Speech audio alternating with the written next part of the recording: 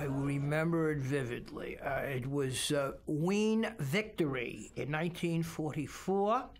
My father was away for 6 years in service. My mother took me to see the show. It's about 1944, and I went to see Life with Father, and I sat in the last row of the second balcony. 1954, I'm 7 years old. We went over to the Winter Garden Theater. Mary Martin was in Peter Pan, and my memory is that they had it so she could fly over the stage. I think she flew right over me. That memory, that very first time, is something that I will never, ever forget. And still to the day, that music just transports me, and Tinkerbell and that light, all of it is just magical for me. Our last stop is the New York Hippodrome Theater, where we attend the opening night of Jumbo, starring Paul Whiteman, Jimmy Durante, Donald Novus, and Gloria Grafton. Jumbo in the Hippodrome in 1935 or 36.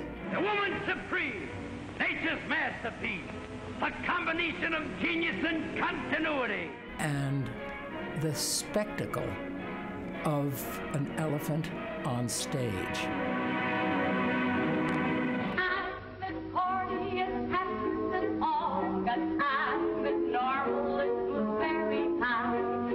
I was in my 20s, a hick teacher, school teacher from Detroit, Michigan, and I came here on my Christmas vacation, and I went to see South Pacific with Mary Martin, and it was great, and I think we had standing room only.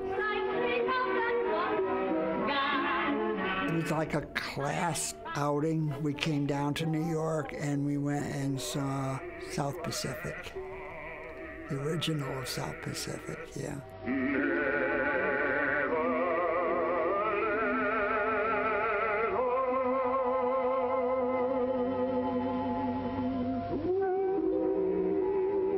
All I want is a room somewhere far away. When my sister and I both came from Detroit, Michigan, this was way back in the mid-1950s. And at that time, we had heard already about My Fair Lady. And then I heard that you could buy a standing room ticket.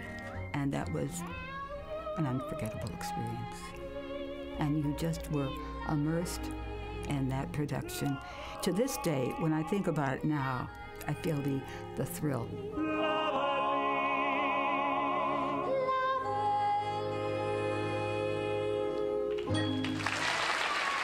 I think I was 7 or 8. We're talking about 1937 or 8. We came to see a musical kind of opera kind of called Porgy and Bess. I got plenty and nothing, and nothing's plenty for me. And the main characters are Porgy, who's crippled, and he has a goat that pulls him around in a cart, and Bess, who's the town beauty. And the villain is a man named Crown. Porgy and Crown at one point have a fight about Bess, and Porgy kills Crown. And while he's in jail, Bess is seduced by a drug addict named Sportenlife, who gets her to come to New York with him.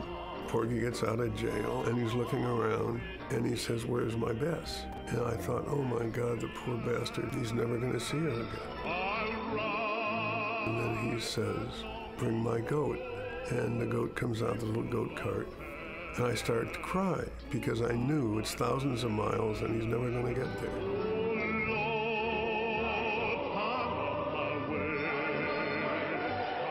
And he leaves, and I am at this point hysterical. I cannot stop sobbing and screaming with pain. And the show is over and the lights come up in the theater. And my main memory is as I'm walking up the aisle, I'm 7 or 8, and grown-ups are stopping me and saying to my folks, "Is he all right?" That's my first theater thing, was all those grown-ups saying, "Is he ever going to be all right?" That was still the most horrible, most moving experience I've ever had in the theater. And Porky says, "Bring my goat." That's just one of the great moments.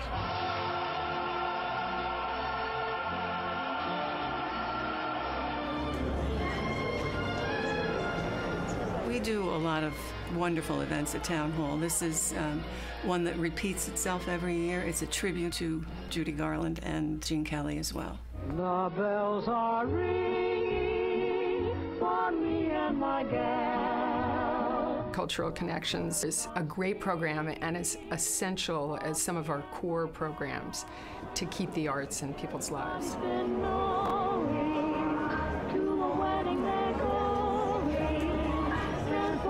They're really deeply reduced tickets, and we offer a lot of free events as well. But it's more than about the money. As a social service organization, we're in the business of feeding a lot of people, but Cultural Connections is really feeding people's spirits. It's really about hope and experiencing joy. That's the parson waiting for me and my gal. We want to grow that program. We want to make it, literally reach thousands and thousands of New Yorkers. It's a thrill to be part of it, and it helps me feel young and vital, and it's enriched my life so much. In love,